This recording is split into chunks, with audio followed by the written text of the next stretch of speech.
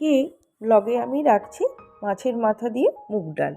এর জন্যে লাগছে মুগ ডাল, ফোড়নের জন্যে তেজপাতা, 5 ফোড়ন, শুকনো লঙ্কা আর গরম মশলা, কিশমিশও রয়েছে। মশলাগুলি অর্থাৎ জিরে, ধনে, লঙ্কা গুঁড়ো আর আদা বাটা নুন মিশিয়ে জলে গুলিয়ে রাখলাম। পেঁয়াজ রসুন বাটা নিলাম। রান্নাটা আমি করব সর্ষের তেলে। আর রান্নাটা রঙটা সুন্দর করার জন্য রাখলাম কাশ্মীরি লঙ্কার গুঁড়ো। আর রয়েছে মাছের মাথা, এটি আমি আগে ভেজে নিয়েছি। এবার মুগ ডালটি শুকনো খোলায় ভেজে সেদ্ধ করে নিতে হবে। আমি সেদ্ধর সময় নুন, হলুদ, লঙ্কা গুঁড়ো আর ধনে গুঁড়ো দিয়েছিলাম, এতে ডালের স্বাদটা বেশ ভালো হয়। এবারে কড়াই বা ফ্রাই প্যান যাতে আপনারা করবেন, তেল দিয়ে গরম হলে ফোড়নগুলি দিয়ে দিতে হবে।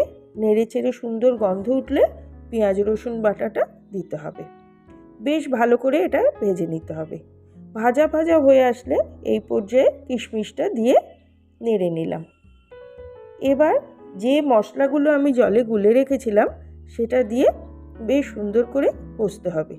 কষতে কষতেই কাশ্মীরি লঙ্কার গুঁড়োটা দিতে হবে, তাহলে রঙটা খুব সুন্দর আসবে।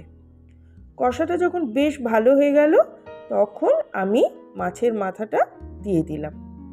মাছের মাথাগুলো ছোট ছোট টুকরো করে রেখেছিলাম। এবার বেশ কিছুক্ষণ ভেজে যখন দেখলাম মশলাতে আর মাছের মাথাতে বেশ ভালো ভাজা হয়ে গেছে, তখন আগে থেকে যে সেদ্ধ করে রেখেছিলাম মুগ ডালটা সেটা মিশিয়ে দিলাম। মিশিয়ে দিয়ে মাছের মাথা মুগ ডাল সুন্দর করে নেড়ে চেড়ে মিশিয়ে নিলাম। এবার একটু যেই ফুটে উঠবে তখন গরম মশলা গুঁড়ো করে নিয়ে সেই গরম মশলাটা উপর থেকে ছড়িয়ে দিলাম। ইচ্ছে হলে আপনারা একটুখানি ঘিও দিতে পারেন, আমি ঘি দিইনি। তৈরি হয়ে গেল মাছের মাথা দিয়ে মুগ ডাল। দেখুন কেমন লাগে।